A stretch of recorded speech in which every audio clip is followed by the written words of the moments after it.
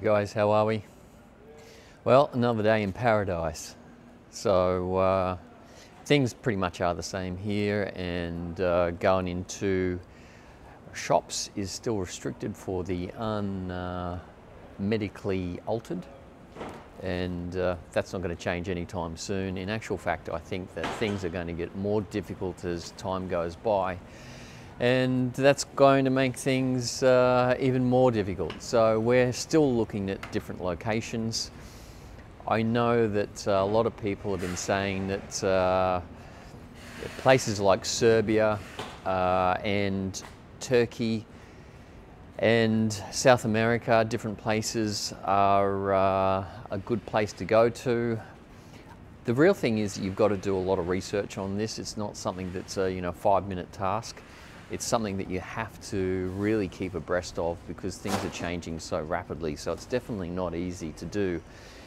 One person suggested Mexico City, and let me just say I would never recommend Mexico City, purely because Mexico City is changing. Well, at this point it's sinking to the point of 50 centimetres a year.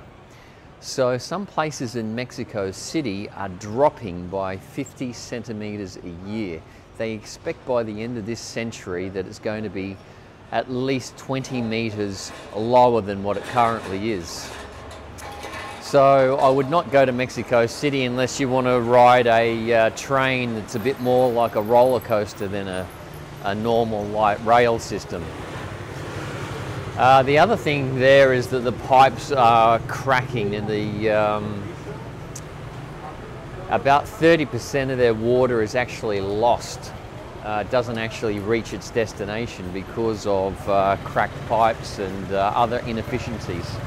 So Mexico City is completely out of the question. So that sort of means that things are not going to be as straightforward as what most people realize. There are some really nice places in Mexico, and I'll be doing some videos on those places in the next couple of weeks to keep in line with the research that we're doing. And a lot of people have asked, probably 5 or 6 people have asked, what's my research methodology and that sort of stuff. And at the end of the day, a lot of the research I do is based on my previous skill set. So I look at various websites, I look at the testimonies or the opinions of people who have already migrated there, expats, etc. That's going to give you a pretty good insight, because some people are not going to be 100% straightforward about what challenges are there.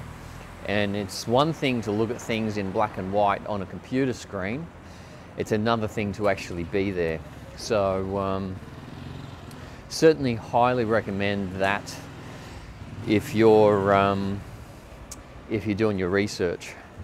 The other thing is that there are economic forums and websites that will actually tell you what the major GDP is, what the major exports are, what type of government they have, what the stability of the government is, what the currency is, what the stability of the currency is, what its projected GDP growth is in the next 12 months. As much as at this point you just can't really believe anything that people say. One of the things I sort of point out with this is Greece saying that they expect a positive GDP growth in 2022. Absolute crap. Never going to happen. Never, ever, ever, ever going to happen. So for them to say that they're going to have positive GDP growth in 2022, full of crap. So there's a lot of things like that that you have to sift through, because there's, apart from, well,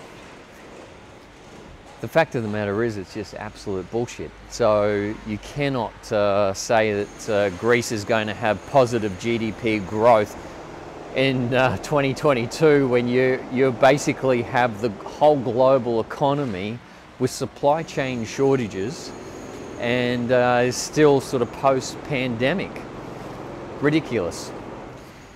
So you have to really be wise about what it is that you believe, and as I said, it's one thing to see the information, it's another thing to call bullshit on it, it's another thing to see past the lies and see it for what it is. So, and that takes a skill set, that takes time and experience. So when you're listening to me, that's what you're getting, is that skill set and that experience. So I've been doing it for a long time. But anyway, one of the things that I look at the moment is private travel. So there's just so much that we're taking into consideration. It's not an easy, straightforward process. This is getting really difficult very quickly. Some people have been saying that well, I bet you wish you still were in Australia, and you need your head read, because at the end of the day, I can jump on a plane tomorrow, even today, this afternoon, and I can go anywhere in the world that I want to. So, well, apart from the US, but if I was in Australia, it would be a long, drawn-out process for me to leave Australia, even with letters from lawyers, a whole treasure trove of documents. I still had to submit 5 times an application to leave, and it took literally 5 months to get that. And I think if I wasn't as damn persistent as what I was, I'd still be there. So you have to be really persistent, really consistent, look at as much information as you can. Can you leave Australia unvaccinated? Yes, you can. So all you have to do is apply for that exemption. Just means that you're going to have to really get your documentation together and print it off and keep a dossier of it on you at all times. And you need to print off that statutory declaration stating your facts as to why you want to leave, where you're going, what your compelling reasons are. And one of the things that I sort of said when I filled out mine was that I was leaving permanently. I was not coming back, and when I did that, it seemed to make the difference.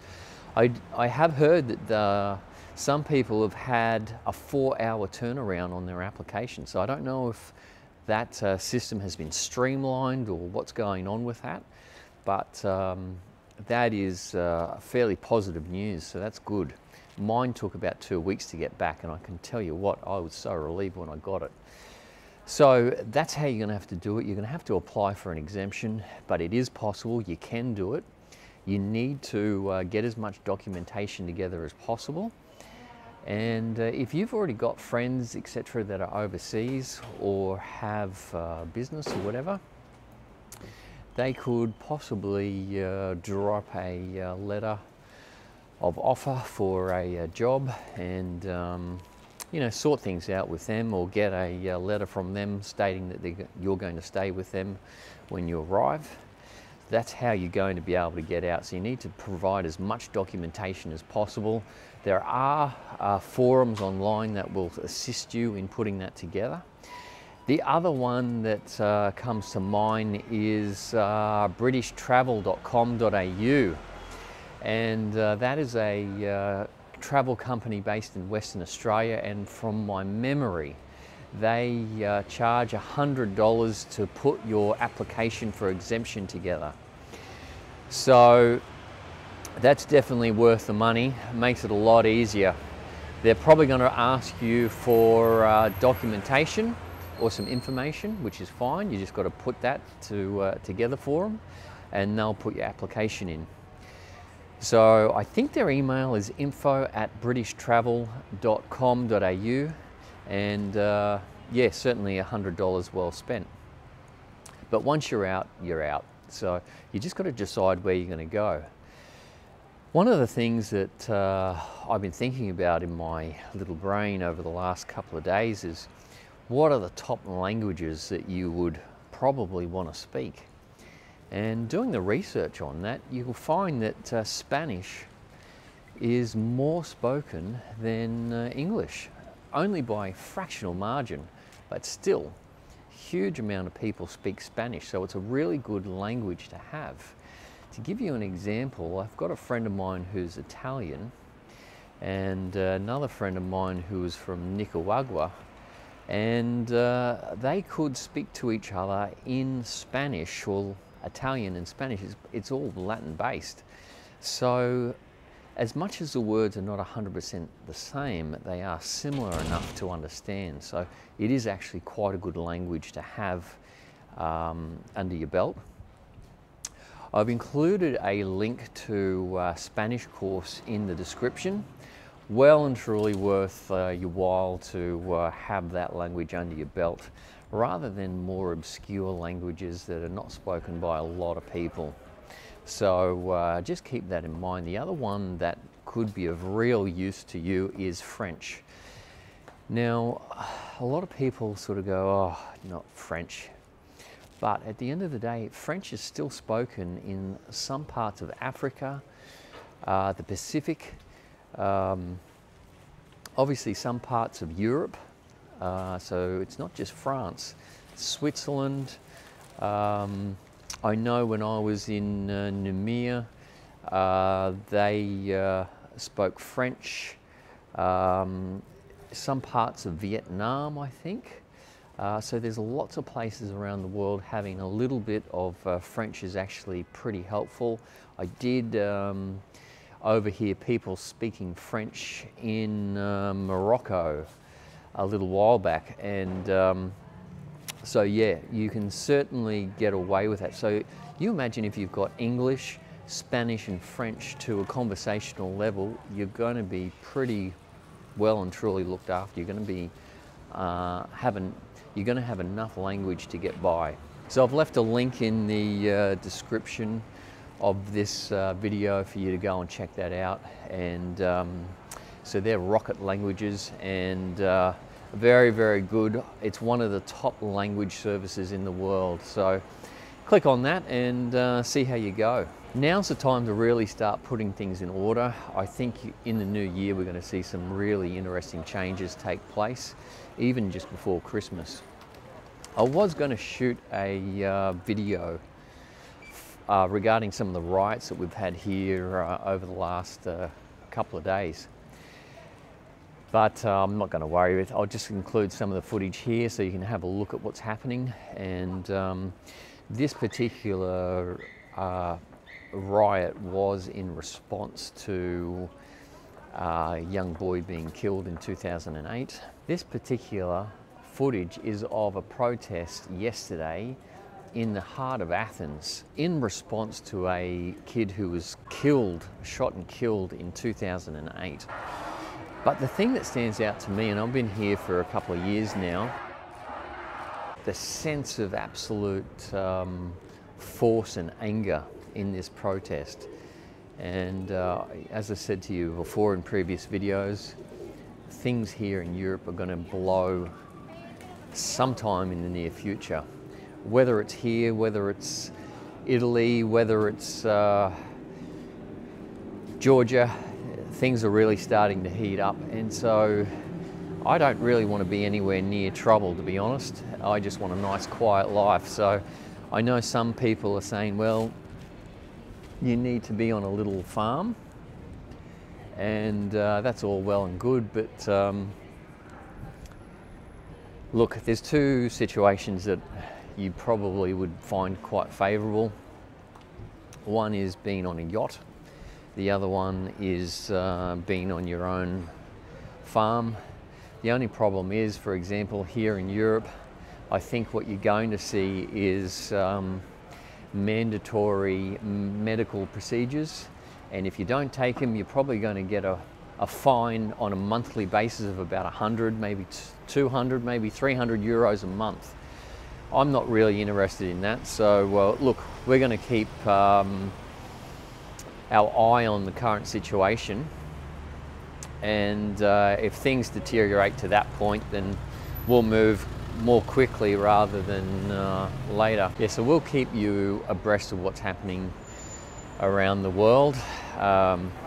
As I said, things are changing pretty quickly. Don't forget to subscribe, hit the bell notification so you get updated every time that we upload a new video. Go over to forum.overseasexiles.com, and you can also go to the Overseas Exiles group at Facebook and join the discussion there. There's a few lively, interesting ideas happening there at the moment, so I've thoroughly enjoyed it, and just interacting and talking to people. So, all right guys, have a wonderful rest of the day, and we'll chat with you soon.